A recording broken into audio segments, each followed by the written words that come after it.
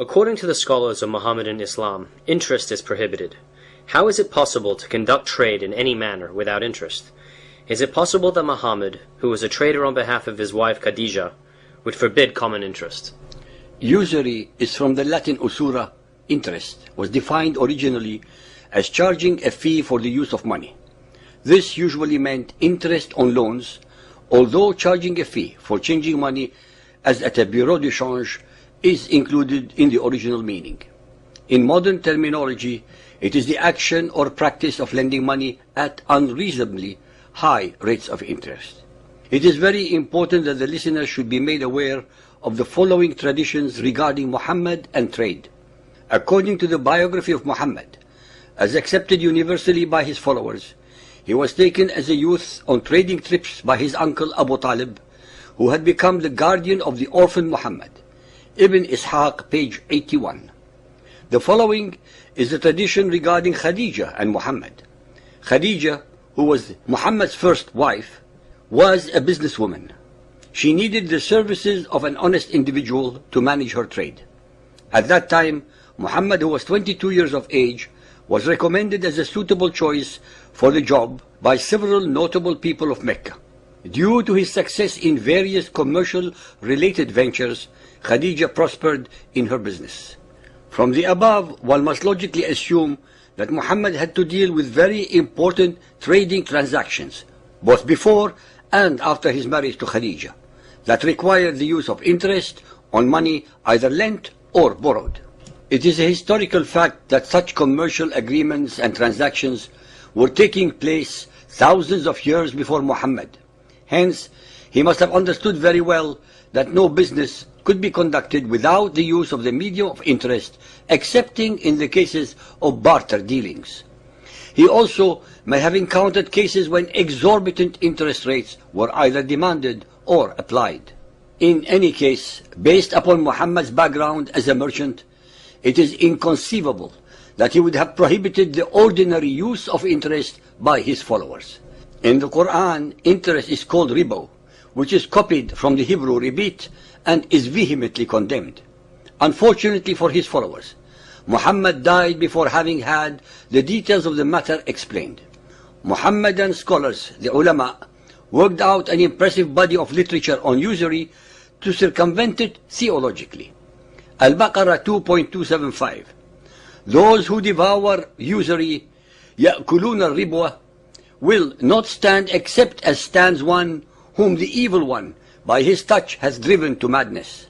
That is because, they say, trade is like usury, but Allah has permitted trade and forbidden usury. Since Allah permitted trade, and trade cannot function without interest, then logic dictates that in Muhammad's mind, usury meant actually exorbitant rates of interest. Al-Baqarah 2.276. Allah will deprive usury riba of all blessing. Al-Imran 3.130. O ye who believe, devour not usury, riba, doubled and multiplied. Az'afa mudha'afata. But fear Allah that you may prosper. In fact, that in the verse above the terms doubled and multiplied is used with such vehemence could have only applied to exorbitant interest rates. Al-Nisa 4.161. That they, the Jews, took usury, al-riba, though they were forbidden, and that they devoured men's substance wrongfully. If usury in the verse above means common interest, then Muhammad's Quran falsely, ignorantly, and of course erroneously accuses the Jews of breaking their own law regarding interest. Moreover, there is no concept of usury in the Torah, since lending with interest is considered a bilateral agreement between two parties, invariably between a Jew and a non-Jew. Interest, contrary to the Quranic verse above, was not forbidden at all, especially between an Israelite and a stranger. Deuteronomy 23:20. You shall not lend upon interest to your brother, interest of money, interest of foodstuff, interest of anything that is lent upon interest. That the Lord your God may bless you in all that you set your hand to, in the land where you are entering to possess. It should be understandable that since a non-Jew would only lend a Jew with interest, then the reciprocal should also be valid. But if usury in the Quranic verse above meant exorbitant interest, then the verse makes perfect sense, since under this circumstance it is prohibited. It beggars belief that Muhammad, who was after all a trader under his wife Khadija, would prohibit common interest, especially concerning his own Quraysh trading tribe.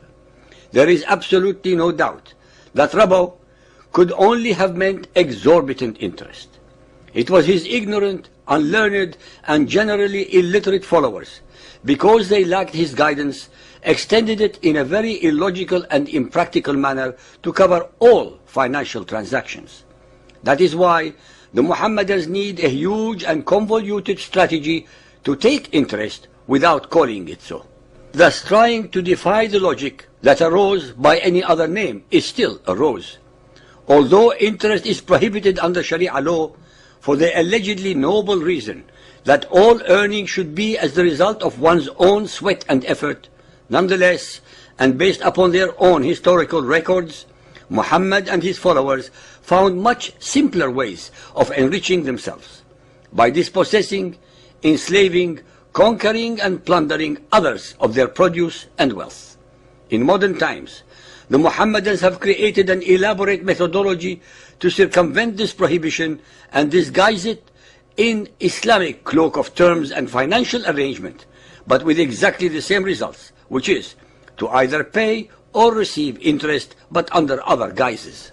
What the Muhammadan records prove is that when it was applied to those who were not his followers, the unbelievers, such as the Jews and Christians to start with, he demanded and extorted in many cases up to 50% of their produce without any physical or financial input from him or his followers. The Zoroastrian Persians later suffered the same fate. This, of course, was not and is not considered by the Muhammadans as an unfair or unjust deal.